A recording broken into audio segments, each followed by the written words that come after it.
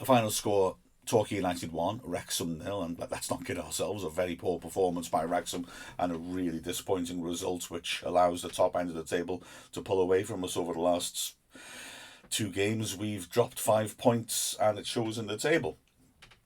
I love cycling, and there's a phrase that I think sums up these sort of games perfectly from cycling.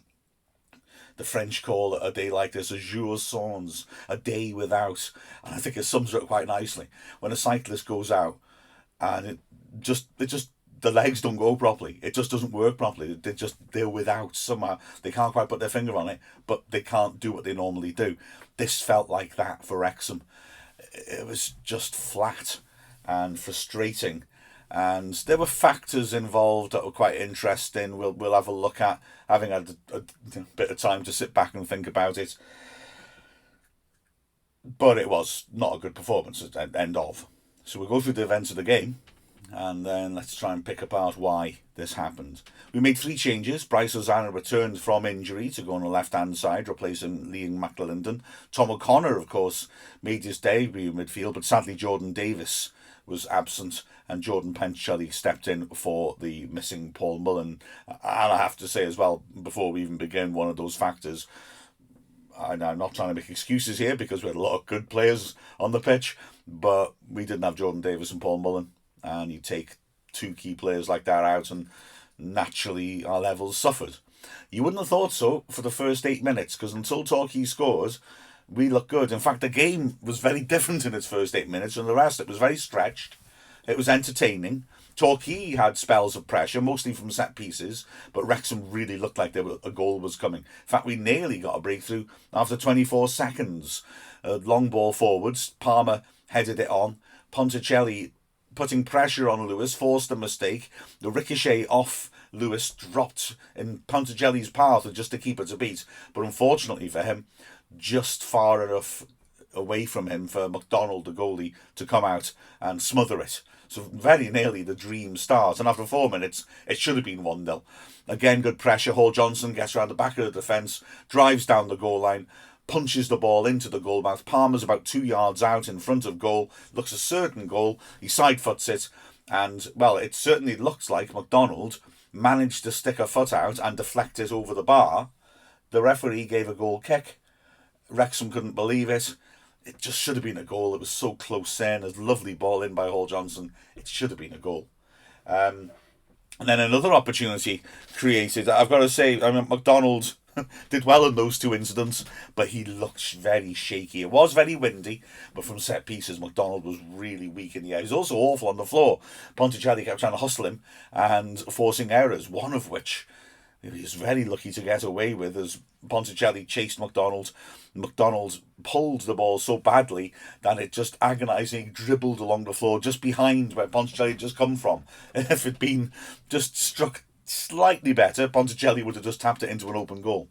But anyway, from the 7th minute, when a long throw by Tozer, not dealt with, O'Connor drove a shot back in, which was blocked by a defender. It certainly hit his hand. Was it right to turn down the decision for handball? I think probably.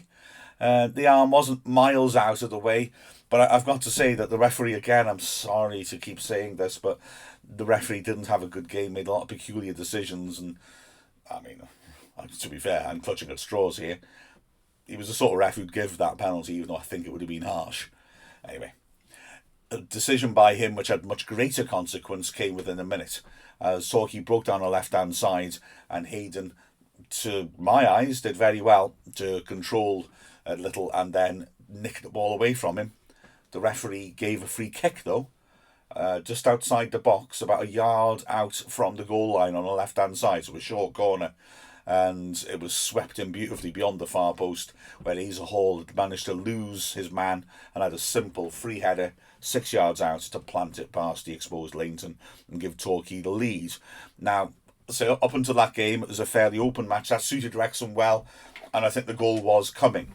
But Wrexham didn't respond well to the goal, so the next 10 minutes were pretty barren, and Torquay started to roll their sleeves up. They had something to defend, and the nature of the game changed. Wrexham dominated possession. Please don't mistake that for me saying Wrexham played well.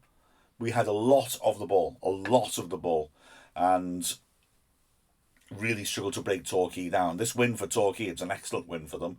It's one that they would point at as a triumph for their grit rather than their quality, because they didn't look very good, but they fought for everything, and we just didn't have the ingenuity to break them down. The rest of the game, as you're about to hear, is a litany of half chances.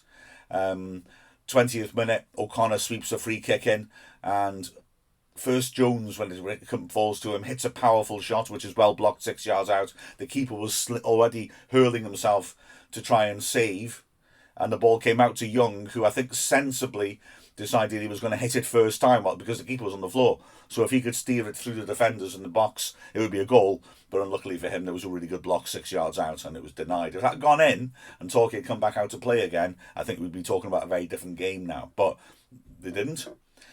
Wrexham again, then Hosanna cutting inside from the left-hand side, looked like he was going to get in on goal. As he was pulling the trigger from the edge of the box, Lapsley slid in with an absolutely magnificent tackle to deny him. Very unfortunate, that. Then a free kick on the halfway line. Frustration for Wrexham. Ponchatelli definitely fouled, gets the ball, immediately puts it down and feeds a super quick free kick to put Palmer in on goal. And the referee blows his whistle and stops play because he wants to book Lewis. I mean, let us score and then book him, please. As the half went on, Wrexham were running out of ideas, though, in all honesty. Another long throw led to problems for McDonald, so Uza hurled it in. McDonald's punch was weak, and Cleworth 6 yards out hit it well, but it's a crowded goalmouth after those set pieces, and a defender got a block on it. And then in added time, you might argue the closest we got to a goal would have come off a defender. Young whipping in a nasty free kick from the left flank. Lewis jumping on the edges of a 6 yard box to try and head away. An excellent delivery. He's the ball's goal side of him, and stretching, he makes contact with his head and puts it just over his own bar. Second half, I've got to say, first 5 minutes, Wrexham started excellently, and you thought, okay, we've got the bit between our teeth now. The tempo was really good, and we were driving at them. Like I said, it was blustery, and it seemed, if anything, I think the wind was in Wrexham's favour in the second half, and they certainly started with a bit of a spring in their step. Jones swinging in a cross which was clear to Young, and he hit a 15-yard volley from the centre of the box, really, really powerfully. But unluckily for Wrexham, it was directly above McDonald's head, and he was able to parry it up into the air and then run wide of the post and grab hold of the loose ball. He was called into action again when Ponticelli did well to feed in Jones, and he drove in a 25-yarder, which took a slight deflection, an awkward save by McDonald, diving to his left and then having to pull his arms back and make an unorthodox shovel of the ball to the side of the goal. But to be fair, probably because of the deflection. And after that, it's got to be said, that little flurry, we didn't really test him again in terms of shots. Jones swept in a free kick. Cleworth 10 yards out, had a decent chance, but headed it well wide of the left post. And then, just after the hour mark, another problem from a long throw. Tozer hurling it in. James Jones getting up and making contact with his head, but it getting blocked 6 yards out. We immediately made a double change to try and shake things up. McAlinden came on for James Jones to give us a bit more of an attacking look to the side. We started off certainly with O'Connell holding, and Davis and Young trying to drive forwards. Now McAlinden was playing really ahead of Young and O'Connor. And also Angus coming on for Ponticelli. Not a big surprise, that, because Ponticelli just wasn't really getting into threatening positions, although to be fair, again, his work rate was very good. He brought people in well, but it was understandable to bring Angus in to see if we could get around the back of the defence. Soon after that, Hayden, with a fabulous ball down the right channel, sent Palmer away, driving in towards the box, but he pulled his shot weakly wide of the far post. There were players pouring into the box in support of him. Should he have delayed it and pulled it back for one of them? I think you bring Palmer in as a striker to have a shot from those positions, and he was a little bit unlucky. And then soon afterwards, Palmer did really well to intercept the ball in midfield and drive through the middle and hit a powerful shot from 20 yards, but again, the keeper, with his last real action, was able to get down and save it. And there's Wrexham's problem. That happened halfway through the second half. That was the end of our threat. I mean, as you've noticed, the only attack I've mentioned of any worth by Torquay was their goal, but we weren't carving out clear-cut chances. We made another change. Thomas coming on for Cleworth. We shifted forward at the back and had two big men up front plus Angus trying to work off them. But if I'm honest with you, the best spell of the match we had, apart from the first 5 minutes, was the first 15 of the second half, and I think that the double change disrupted that a bit, and when we changed our shape, it didn't work. We've gone behind a lot of times from away games, and it's hard to keep coming back from behind to win. So we tried the same thing we did at Halifax tactically, and this time we couldn't break Torquay down. So, frustration, why? I certainly thought that in the closing stages we got frantic. I mean, there were a couple of moments where Tozer, who I thought really looked to lead from the front, to be fair to him, hurried a long throw into the box, which Thomas won, but we weren't set yet in the box to get on the end of it. I understand why he did it, because also Torquay aren't set and they were defending deep and well organised, but we couldn't benefit from it either. And then also near the end of the game, a quick throw down the line by Tozer, who again, to be fair, is trying to drive play forwards. Thomas again flicks it on, but nobody had got in position to gamble on the flick, so it went for a goal kick. Just rushing and getting a bit panicked, which I was hoping we wouldn't do with the amount of experience we had in this side. So that was a little bit frustrating. It felt a bit to me like when we were looking to sort of shift the ball from side to side and then maybe dink it over the top into the channels, we were playing that forwards ball too soon, perhaps. Now, I understand why, again. Torquay looking well set. I think it turned into a different type of game to what we were anticipating. And Torquay also seems to have been playing 4-4-2 lately, but it was more of a 4-3-3 with their wide men dropping very deep and working really hard to try and protect the defence. And so our switches weren't really that effective because they were already deep.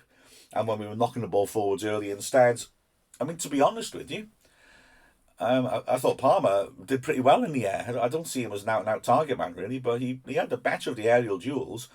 But we weren't, because we were playing those balls early, we weren't really getting midfielders up to support him that much. We weren't getting the wing-backs out of the pitch. So we didn't have many people to look for the scraps. So the pattern tended to be early ball to Palmer. Palmer does well to get a touch onto it. Torquay player picks her up. So we weren't getting to those second balls. We were in the first 15 minutes of the second half, which I thought was maybe when we were looking more promising. So I don't know, maybe I would have been a bit more conservative in my substitutions and just let us continue to be on top and grind something out. But, to be fair, Phil Parkinson's paid to make those difficult decisions, and they worked beautifully when they did the same thing at Halifax. So, let's not try and second guess and pretend that I'm going to come up with some brilliant solution for this. The performances going through the team, Lane's had nothing to do. Couldn't blame him for the goal. Just had nothing else to do, really. At the back, when we were talking in the commentary about the idea of a man of the match, we did really struggle. We sort of said it could be Hayden because he was quite solid defensively. On reflection, I think I'd lean towards Tozer. He was very solid. He tried to get play forwards. He caused trouble with his long throws as well. Clewith wasn't quite as assured as he has been in recent matches, but he did okay. He didn't let us down. The wing backs, like I say, Hall Johnson started off really getting to great positions, but we failed to play those wing backs in those promising positions. They didn't do much wrong, but they also didn't really hugely influence play. I wondered if we might put McAlinden on the left just to have that out and out attacking wing back, but we used them differently. The centre of midfield now, O'Connor I think looks like a good player.